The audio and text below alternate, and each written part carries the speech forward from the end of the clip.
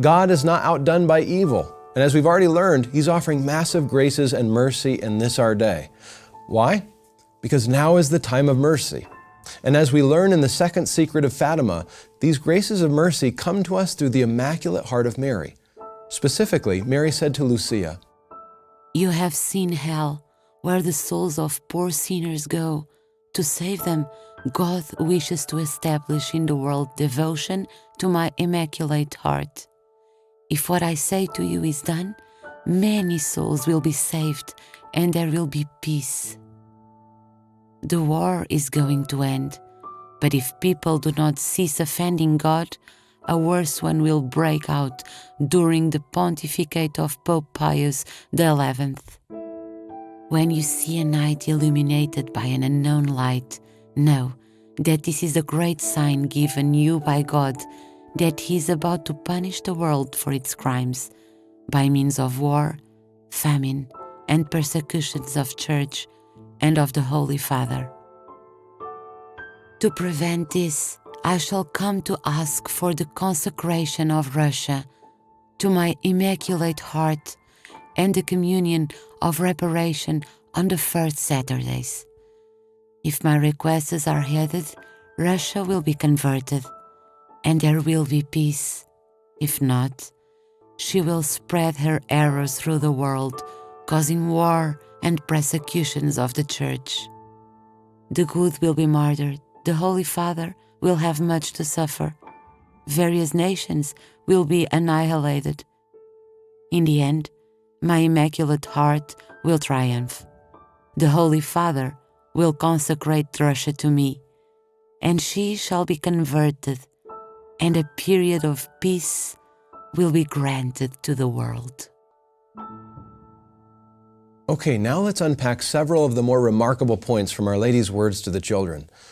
First, she says that the war will end, and it did. World War I ended the following year. Second, she warned of a worse war and even revealed who would be Pope when it would begin. Well, that Pope eventually came, as did the war. The Pope being Pius XI, the war being World War II, and the beginning of that war, according to Sister Lucia, being the annexation of Austria by Germany in 1938. And World War II really was far worse. It took tens of millions more lives than World War I, including some 6 million Jews.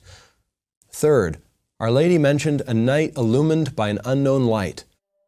Well, on January 25th and 26, 1938, an extraordinary 5-hour-long aurora borealis lit up the night skies of Europe and America. Now Lucia, who by then was Sister Lucia, she interpreted that light as the sign that the war would soon begin. Well, 2 months later, the Nazis annexed Austria. Fourth, Our Lady speaks of a divine punishment because of humanity's sins, a punishment that will include war, famine, and persecution. Of course, we all know about the horrors of World War II, the worst war that Mary spoke of, which surely included famine and persecution of the Church. But she's also referring to the great suffering that would be caused by the Soviet Union, led by Russia. She makes this point explicit when she says the following: "If my requests are heeded, Russia will be converted and there will be peace. If not, she will spread her errors throughout the world, causing wars and persecutions of the Church." Well, it's clear from our present perspective that we've already seen the fulfillment of that prophecy. Just think back to the Cold War and how the Soviet Union spread atheistic communism to countries throughout the world. Think back to the many conflicts and proxy wars between the United States and the Soviet Union on nearly every continent. Think back to how every country where the Soviets gained power or influence, the Church was always persecuted. And I do mean persecuted. Soviet persecution of the Church led to there being more martyrs in the 20th century than all other centuries combined. But people in July of 1917 would probably have been deeply skeptical of all this, because Russia was still known as Holy Russia due to the deep piety of its Russian Orthodox people. In fact, talking about Russia's conversion must have seemed bizarre. I mean, how could Russia, a poor country and second-rate power, have the means to spread lies throughout the whole world? Of course, after the Bolshevik Revolution, which brought an atheistic ideology to Russia, this would have made sense. But that didn't really take root until November of 1917. So in July of 1917, these words seem highly unlikely, which shows even more the remarkable nature of the Fatima prophecy. Fifth, and most importantly, Our Lady said that all these horrors could be prevented by turning to her Immaculate Heart. More specifically, she asked for two things. One, that Russia be consecrated to her Immaculate Heart. And two, that people embraced the 5 first Saturdays' devotion to her heart, which she later spelled out in detail to Sister Lucia in 1925. So why was the Immaculate Heart so crucial for the world peace Our Lady described? More specifically, why is the consecration of Russia to Mary's Immaculate Heart so important?